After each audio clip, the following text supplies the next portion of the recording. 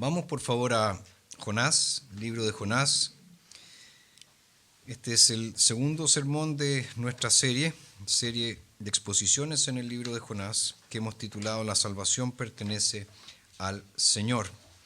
Y en esta ocasión vamos a leer desde el verso 17 del capítulo 1 hasta el verso 10 del capítulo 2. Jonás 1:17 al 2:10. Escuchemos con atención la palabra de Dios, palabra infalible, inerrante y suficiente. Pero el Señor dispuso un gran pez que se tragara a Jonás, y éste estuvo en el vientre del pez 3 días y 3 noches. Y desde el vientre del pez oró Jonás al Señor su Dios y dijo: Desde mi angustia invoqué al Señor, y él me respondió. Clamé desde el vientre del Seol, y tú escuchaste mi voz. Me arrojaste a lo profundo, en el corazón de los mares, y me rodeó la corriente. Todas tus ondas y tus olas han pasado sobre mí. Yo dije: expulsado soy de delante de tus ojos, pero aún he de ver tu santo templo. Las aguas me han envuelto hasta la garganta. Me rodeó el abismo. Las algas se enredaron en mi cabeza. Descendí a la base de las montañas. La tierra echó sus cerrojos tras mí para siempre. Pero tú hiciste subir mi vida de la fosa, oh Señor Dios mío. Cuando mi alma desfallecía dentro de mí, me acordé del Señor, y mi oración llegó hasta ti, a tu santo templo. Los que veneran las vanidades ilusorias abandonan su lealtad, pero yo te ofreceré sacrificio con voz de alabanza. Lo que prometí haciendo votos lo cumpliré. La salvación pertenece al Señor. Entonces el Señor habló al pez, y éste vomitó a Jonás en tierra. Como les decía la semana pasada, comenzamos esta serie de exposiciones en el libro de Jonás, y vimos que Jonás era un profeta de trayectoria, era un profeta reconocido por su servicio fiel. Y este profeta de trayectoria y reconocido decide huir del llamado de Dios para su vida y comienza entonces a recorrer la oscura senda de la desobediencia. Vimos también cómo Dios usó duras providencias para despertar a Jonás, pues Dios nunca abandonará a sus hijos, sino que hará todo lo necesario para traerlos de vuelta. Y vimos también cómo finalmente Jonás cede y se ofrece como un sacrificio expiatorio. Y allí tenemos una preciosa imagen del Evangelio de nuestro Señor Jesucristo, quien fue ofrecido por nuestros pecados y sufrió la ira de Dios en nuestro lugar. Y hoy entonces seguimos recorriendo este libro. Y particularmente en la sección que acabamos de leer, yo quiero que observen tres cosas importantes aquí. La primera de ellas es la ira misericordiosa de Dios. Eso está en los versos 1 a la primera parte del 6 del capítulo 2. La ira entonces misericordiosa de Dios. Lo segundo es aquello que está ausente, lo que falta en la oración de Jonás. Eso está en los versos 7 al 10 del capítulo 2. Lo ausente en la oración de Jonás. Y lo último, en tercer lugar, la misteriosa salvación del Señor, que está allí en el capítulo 1, verso 17. Entonces, la ira misericordiosa de Dios, lo ausente en la oración de Jonás, y finalmente la misteriosa salvación del Señor. Con eso presente, nuestro tema para hoy es el siguiente: desde mi angustia invoqué al Señor. Desde mi angustia invoqué al Señor. Vamos entonces con lo primero, la ira misericordiosa de Dios. Esta expresión ira misericordiosa fue acuñada por el reformador Martín Lutero. Y Lutero la utilizaba para describir la obra, a veces severa, a veces dura, la obra de Dios mediante la cual Él disciplina paternalmente a sus hijos. Es la disciplina paternal de Dios que Lutero llamaba ira misericordiosa. Ustedes saben que hay algunas enfermedades para las cuales la cura puede parecer peor que la enfermedad.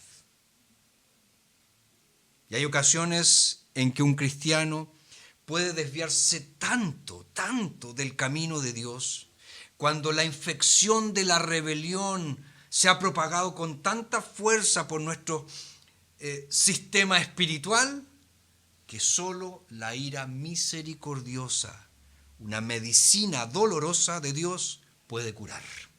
Es lo único que puede curarnos. A veces Dios debe llevarnos al límite para que podamos volver a Él.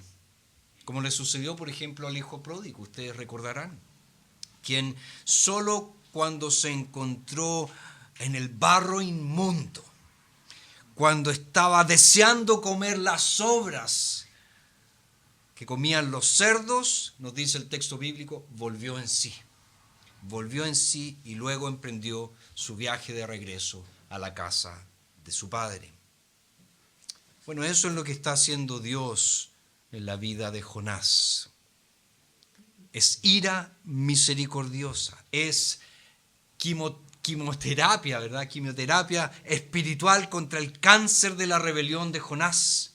Es dura, es dolorosa, pero es necesaria. Ahora observemos la oración de Jonás dentro del vientre del gran pez. Jonás aquí experimenta, o mejor dicho, Jonás aquí reflexiona acerca de la experiencia de haber sido arrojado al mar en medio de una tormenta. Y dice que fue para él como encontrarse cara a cara con la muerte.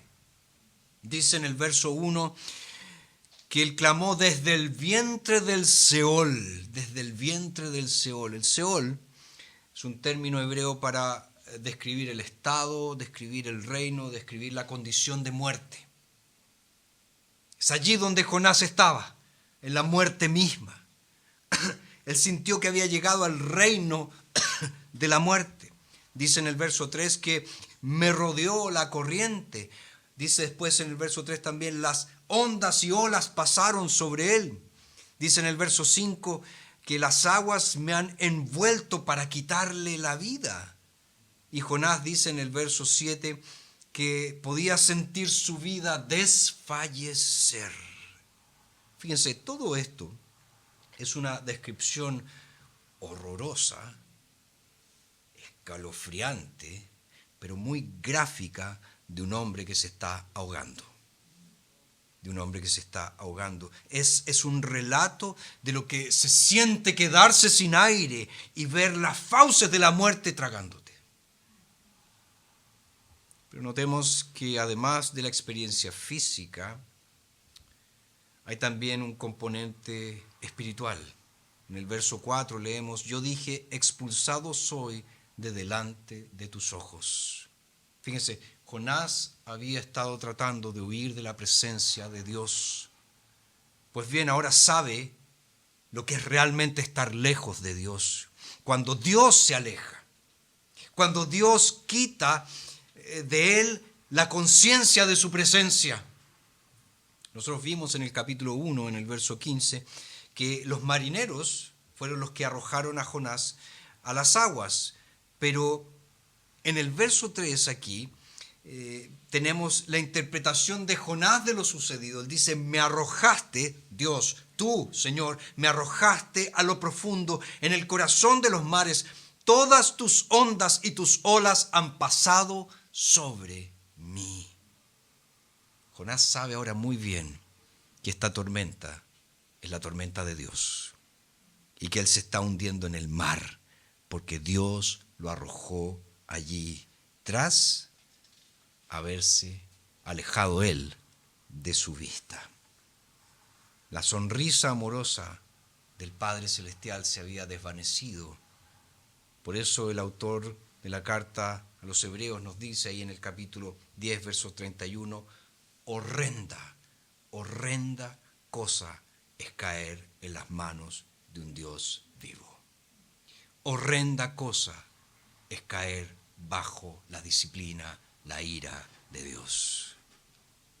Y aquí entonces Jonás se está hundiendo. Él dice que ha llegado a la base de las montañas en el verso 6. Es decir, él tocó fondo. literalmente tocó fondo, pero también metafóricamente tocó fondo.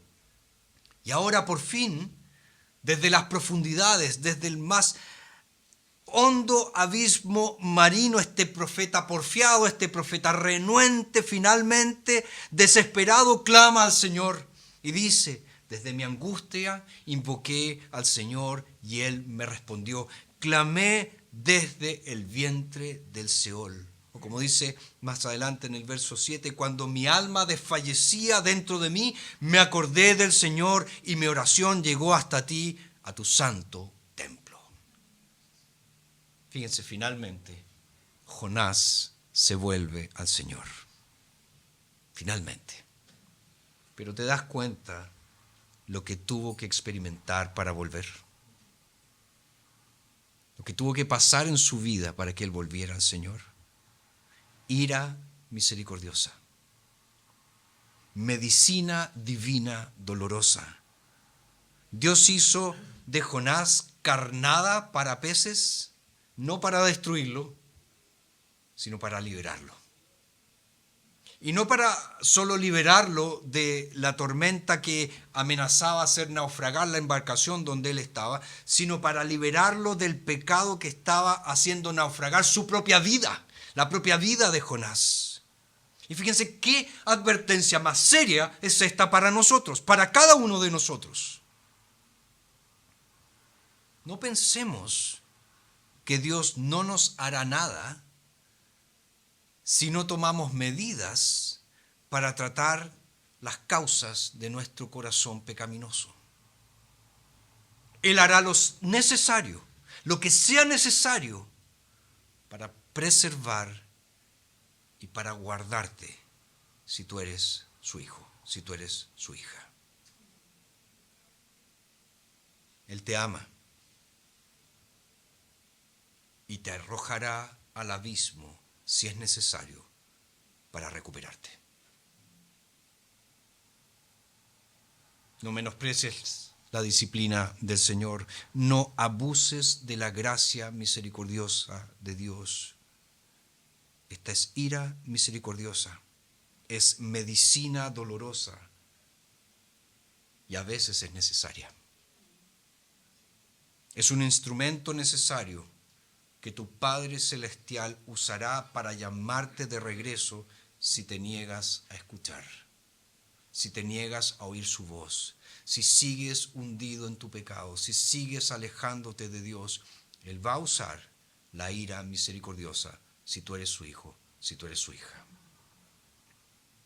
Entonces deja que el ejemplo de Jonás sea una advertencia para que no huyas de la presencia de Dios, o al menos para que nunca intentes huir de la presencia de Dios.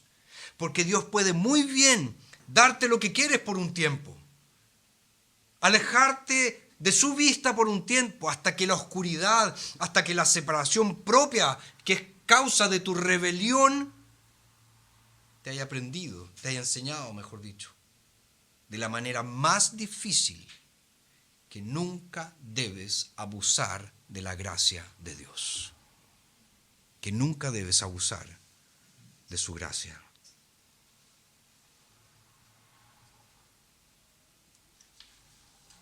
Tenemos entonces en primer lugar la ira misericordiosa de Dios. En segundo lugar, lo ausente en la oración de Jonás. Hay algo que falta, hay algo que está ausente en las palabras de Jonás aquí. Fíjense, Jonás ya no está huyendo de Dios. Por fin, por lo que nos dice el texto, ha comenzado a clamar a Dios, ha comenzado a orar a Dios. De hecho, sus palabras en los versos 1 al 9 del capítulo 2 son parte de la oración que él hizo mientras él se hundía en las profundidades del mar, mientras él estaba ahogándose, pensando que estaba a punto de morir. Pero la oración que tenemos aquí es en realidad un cántico que Jonás entonó después, ¿verdad?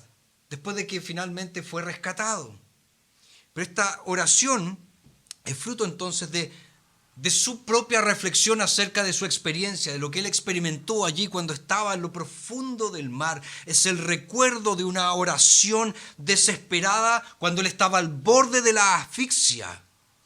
pero también es un recuerdo de su maravillosa experiencia cuando Dios respondió a su oración. Él dice en el verso 1, Él me respondió. Dice también, tú escuchaste mi voz. Dice en el verso 6, pero tú hiciste subir mi vida de la fosa, oh Señor Dios mío. Y después en el verso 9 dice, pero yo te ofreceré sacrificios con voz de alabanza. Lo que prometí haciendo votos lo cumpliré. La salvación pertenece al Señor. Fíjense este cántico, esta oración, ¿verdad?, que se transforma después en un cántico, está marcado por una profunda gratitud y también por un profundo alivio. Ya no se está ahogando, ya no está en lo profundo del mar, Él va a vivir. Dios lo ha salvado, Dios lo ha salvado. Alabado sea el Señor por causa de eso. Jonás entonces aquí es un ejemplo para nosotros de un corazón agradecido. Y debemos reconocer la oración respondida. Y esto debería ser un combustible que alimente, ¿verdad?, nuestras alabanzas. Saber que Dios respondió a mi oración, saber que Él escuchó a mi clamor, me tiene que llenar de gratitud y de alabanza a Dios por causa de que Él oyó, Él escuchó mi clamor. Debemos alabar a Dios con gratitud por todas las maneras, por todas las formas en que Él nos oye, en que Él nos escucha y nos responde. Oye a nuestro clamor. Pero insisto, algo falta. Algo falta aquí. Algo falta en esta oración. Leer el cántico de alabanza de Jonás es como escuchar a una persona que toca un piano perfectamente, pero a ese piano le falta una nota. Le falta una nota. Hay algo que falta ahí que no está. Hay mucha belleza, pero hay una nota que es vital y que está ausente aquí. ¿Cuál es esa nota? La nota del arrepentimiento. La nota del arrepentimiento. Fíjense, Jonás está cambiando. Dios está obrando en su vida, pero su cambio, como la mayoría de los cambios, es gradual. Es un proceso. Llega a tropezones. Como ustedes recordarán, aquel ciego que Jesús sanó allí en Marcos 8. Al principio, cuando Jesús lo toca por primera vez, Él vio a los hombres y dice que parecían como árboles que andaban. No veía con claridad, tenía una visión borrosa, una visión confusa, pero Jesús lo tocó nuevamente y ahí Él pudo ver con claridad. Vio perfectamente, dice el texto, vio todo con claridad. Bueno, así es como Dios suele tratarnos.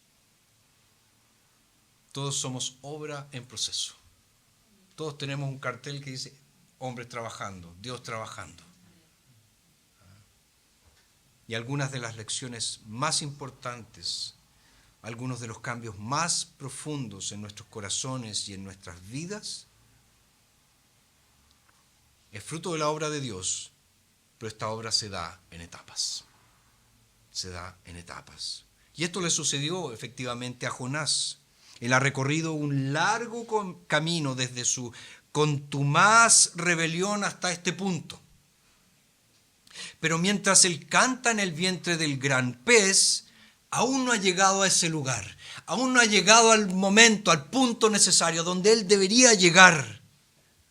Fíjense que la xenofobia, el racismo, ¿verdad?, los prejuicios que lo hicieron huir de la presencia de Dios, su horror ante la sola idea de alcanzar a los ninivitas con un mensaje de Salvador y que ellos fueran liberados de la ira venidera, era aún una herida supurante en el corazón de Jonás, que todavía no entiende, todavía no se arrepiente de sus prejuicios, todavía no se arrepiente de su egoísmo, todavía no se arrepiente de su racismo. Observe los versos 8 y 9. ¿Qué es lo que hace Jonás allí? Él hace una denuncia en contra de la idolatría que es perfectamente ortodoxa. Dice, los que veneran las vanidades ilusorias. los que se postran delante de los ídolos, abandonan su lealtad. Y aquí la palabra lealtad en hebreo es la palabra hesed. Y la palabra hesed es la palabra que describe el amor de pacto, que describe el amor leal, que describe el amor fiel, el amor redentor de Dios por su pueblo. Entonces Jonás está diciendo, los idólatras, y lo está diciendo con razón, los idólatras no tienen parte en el amor redentor de Dios.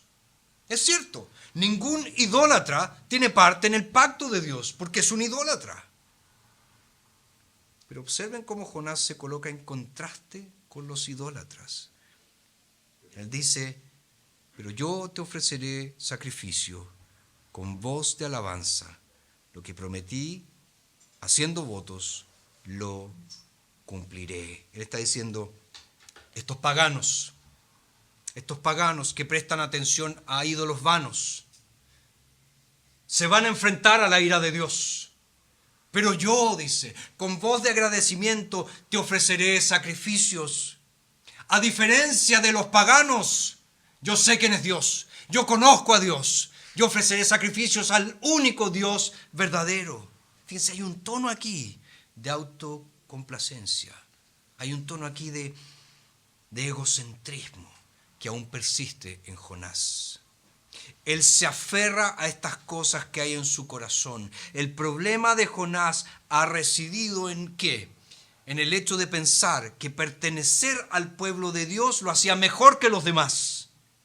Lo hacía más digno que los demás. Realmente él se cree superior a los idólatras, a aquellos que no conocen al Señor.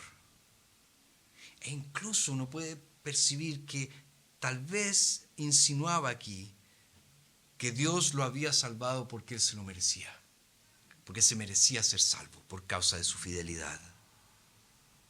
Ahora, sin duda, el resto de la historia de Jonás, que vamos a continuar viendo, confirma esta interpretación, porque ya veremos que él aún no ha renunciado a su rechazo al llamado de Dios para ir a Nínive en busca de la salvación de los paganos. Él cree que los paganos están por debajo de él. Él es judío, él forma parte del pueblo del pacto, él no es un pagano y los paganos solo merecen ira, no merecen misericordia. Y desde esa perspectiva, la última línea del cántico de Jonás, la salvación pertenece al Señor, rebosa de ironía. Está llena de ironía. Fíjense, esa frase realmente resume todo el libro de Jonás. Por eso nosotros hemos titulado esta serie La salvación pertenece al Señor. Dios salvará a los pecadores.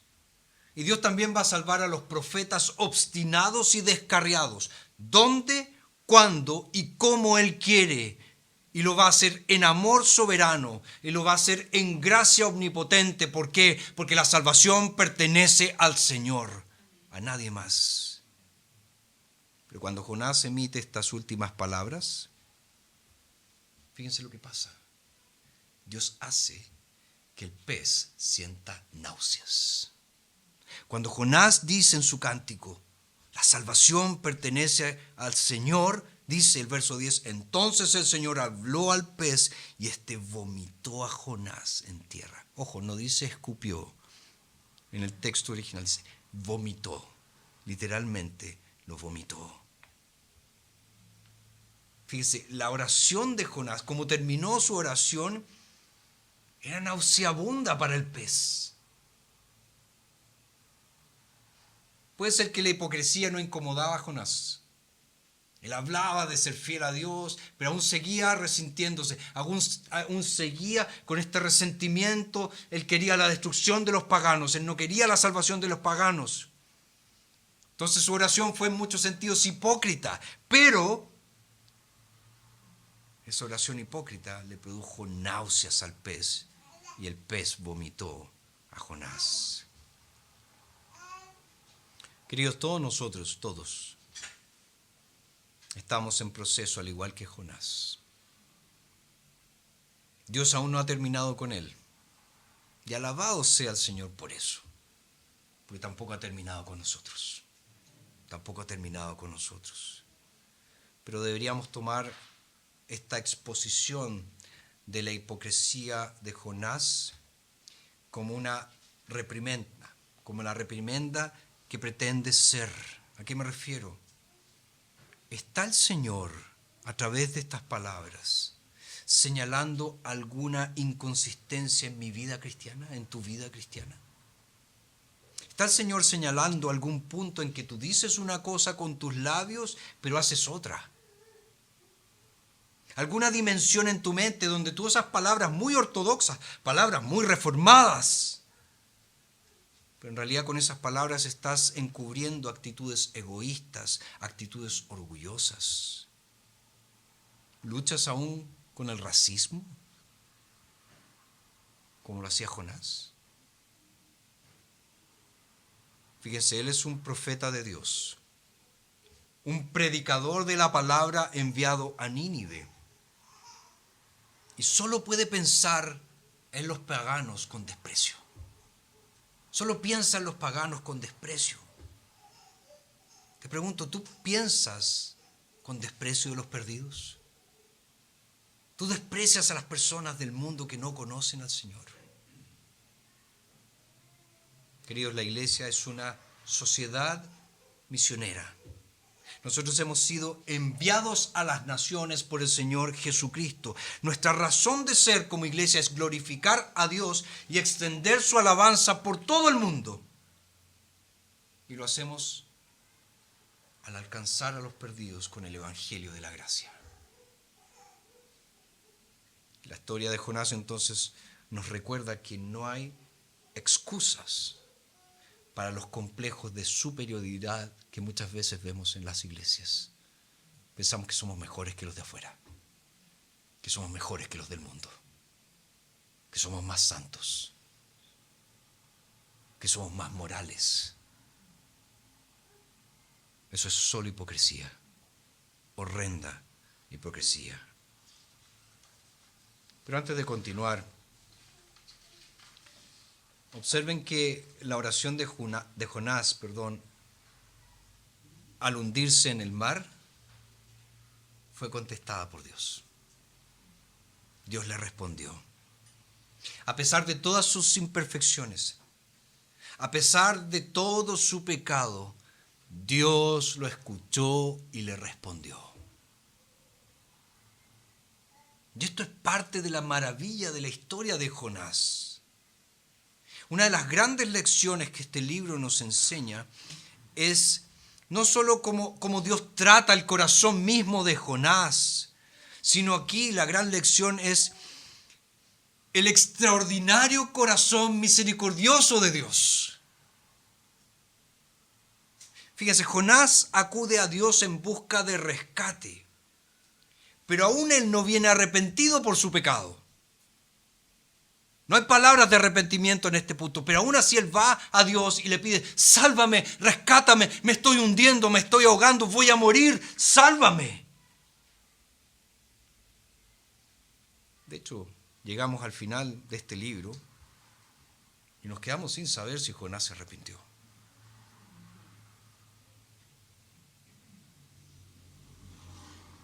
Su corazón aún no ha cambiado cuando él eleva esta oración al Señor. Y Dios, aún así, se digna escucharlo. Jonás es un hombre testarudo. Es un hombre de corazón duro. Se hunde en el mar, las olas lo envuelven, su vida se desvanece, siente como si él estuviera entrando en el Seol, en el lugar de los muertos, y aún así piensa que Él es bueno, que Él es fiel. Él está en la misma muerte y ni siquiera se pregunta, tal vez el Señor está queriendo llamarme atención. Tal vez hay algo que yo debería estar aprendiendo con todo esto. No, Jonás no se pregunta ese tipo de cosas. Él simplemente pide, sálvame Dios, sálvame, que me hundo, me ahogo. Y Dios lo salva. Dios lo salva. Por eso digo que aquí está la gracia y la compasión del Señor, incluso cuando nuestras oraciones son tan hipócritas que le causarían náuseas a un pez. El Señor escucha nuestros clamores y nos responde. Y eso es maravilloso. Eso es impresionante. Que Dios me escucha a mí, tal como soy. Que Dios me escucha a mí. Y fíjense que este gran pez vomitó a Jonás mientras Jonás estaba orando.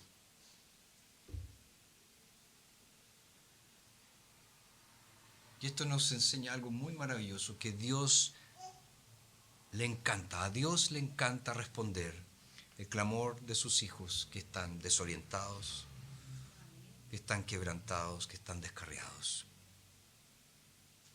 Así que en medio de toda tu confusión, si estás perdido, si estás descarriado, si no sabes lo que estás haciendo, estás tan confundido, no ves las cosas con claridad, en medio de esa confusión, acude al Señor, acude a Él y Él te va a oír, Él te va a escuchar.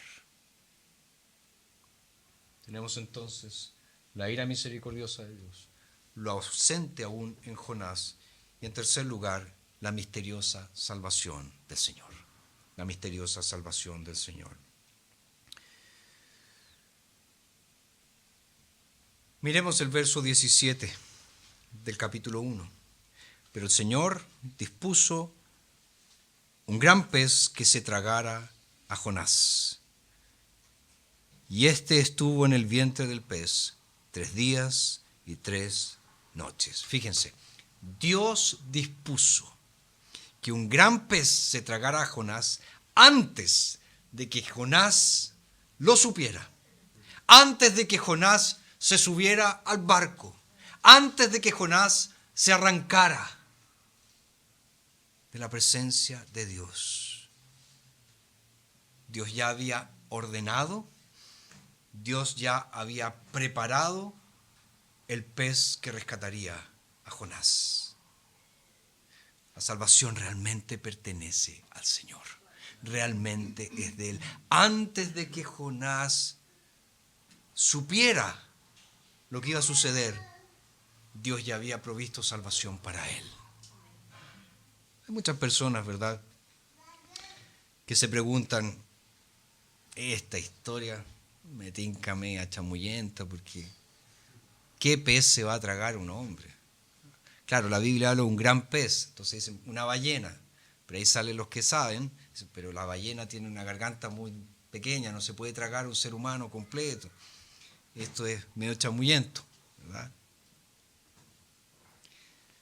Bueno, hay una historia muy interesante de un pequeño que estaba en el colegio y que su profesora de ciencias naturales, o sea, estudiaba ciencias naturales, ¿verdad? Ya no sé cómo se llama. Estaba hablando de las ballenas y le dice, ¿verdad?, esa historia que hay en la Biblia de que una ballena se tragó un hombre, eso es falso, las ballenas no se pueden tragar a los hombres. Y este niño, que era creyente, se paró y dijo, no, es verdad, la Biblia dice y es verdad. Y empezaron ahí a argumentar, y el niño muy firme en su posición, no, esto es verdad porque la Biblia dice que fue así, fue un gran pez. No sé si fue qué tipo de pez, pero fue un gran pez, dijo, se lo tragó, punto. Y la profesora ya se empezó a indignar con el alumno, ¿verdad?, porque se sintió tal vez ofendida en sus conocimientos. Entonces, ya cuando se puso media pesada con el pobre, dijo, bueno, cuando vaya al cielo le voy a preguntar a Jonás qué tipo de pez era. Y la profesora, de una manera irónica, le dice, ¿y quién te dijo que Jonás está en el cielo? A lo mejor él está en el infierno. Y el niño le respondió, bueno, usted le pregunta entonces cuándo vaya al infierno.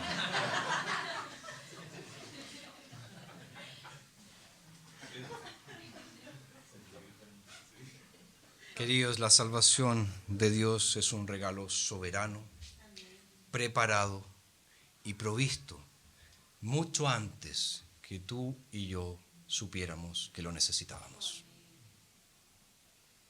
Como nos dice Pablo en Romanos, pero Dios demuestra su amor para con nosotros en que, siendo aún pecadores, Cristo murió por nosotros. Siendo aún pecadores, Cristo murió por nosotros. Antes de que yo supiera que necesitaba un Salvador, Él murió por mí. Él murió por mí. Entonces, nosotros no podemos sorprender a Dios. No hay imprevistos en tu vida para los cuales su gracia no esté preparada. Jesús es el Salvador perfecto para todos los pecadores, sin importar la característica de tus pecados. Él es el adecuado Salvador, el perfecto Salvador para nosotros. La salvación le pertenece al Señor y Él ha provisto en Jesús la salvación que todos necesitamos. Ahora, el tiempo que Jonás permaneció en el vientre del gran pez es un indicador de esa verdad. En Mateo 12, versos 38 al 41 leemos: Entonces le respondieron algunos de los escribas y de los fariseos diciendo: Maestro, deseamos ver de ti una señal. Él respondió y les dijo: Una generación malvada y adúltera demanda señal, pero no le será dada ninguna señal sino la señal del profeta Jonás. Porque así como Jonás estuvo 3 días y 3 noches en el vientre del gran pez, así estará el Hijo del Hombre en el corazón de la tierra 3 días y 3 noches.